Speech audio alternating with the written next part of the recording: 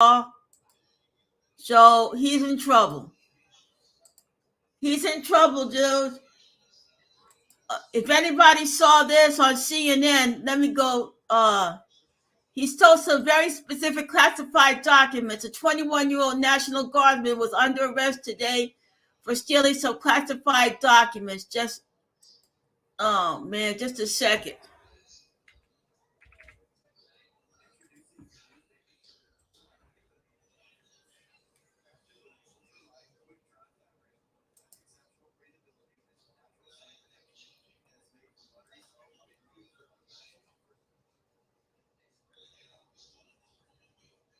Oh man.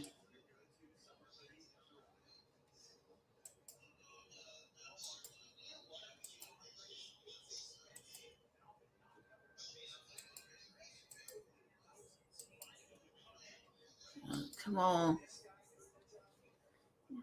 He stole some classified documents here in Nation. I don't know what kind of documents he stole, but it's all over the freaking news. Just give me a minute, folks. Just let me. Let's,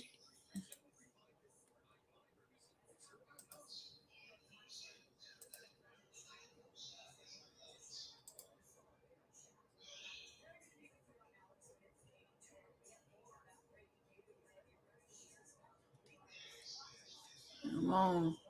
The Classified Information Procedures Act, which is I use it in bypass cases where it's the ability of the Justice Department to basically negotiate with a judge to provide information, present information into a courtroom without that being disclosed. But the bar for that is typically very high. But again, in espionage cases, that is certainly espionage.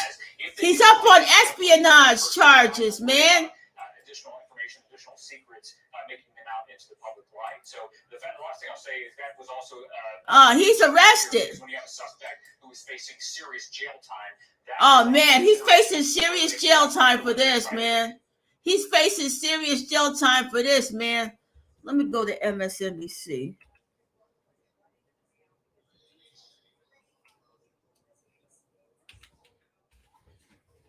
I don't know what he stole.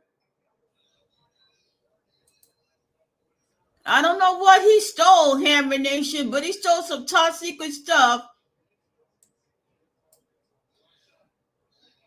And so now the Justice Department and the FBI have arrested this 21-year-old airman born after 9/11. He was born after 9/11, man. The Times and the Post are reporting that he was the leader of a chat room on the server of the gaming platform Discord. The people that are talking to the Times and the Post who were in that group of chat room where the material was being shared say that his motive was not to be a whistleblower. Yeah. To sort of inform them about he was on Discord, folks. The U.S. government. We really have not seen this before in a major high-profile case of the disclosure. Oh God, he was on Discord, Hammer Nation. Dad, he was on Discord at a chat room, and he was talking about these classified documents. You know. Let me see if I can get it on. Let me see CBS.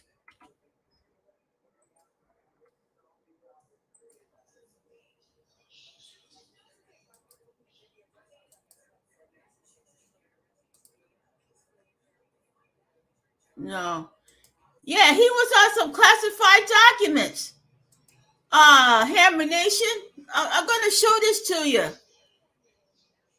Yeah, he was working on some classified stuff. He shouldn't have had it. Man, and he's a 21-year-old National Guard, Hammer Nation. Wish I could show this to you. Let me see.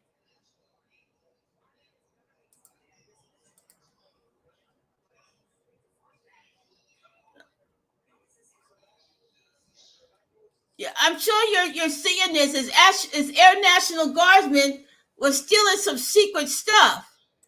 Let's see. MSNBC live streaming. Let's see.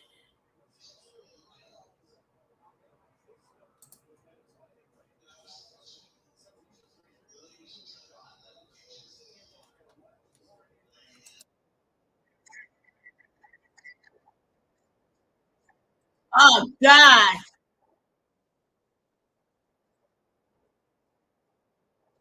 In question is, did this airman have lawful access to this material, some or all of it, or did he steal it, or did he have some kind of technology job that created that access? Examination.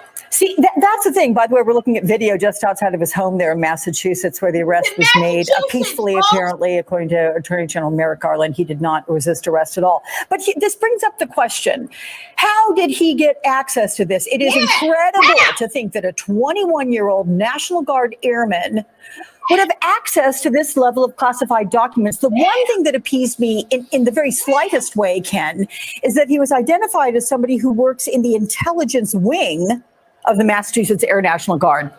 I mean, it's better than somebody, I guess, in the generic wing. I don't know how to redefine that, but come on.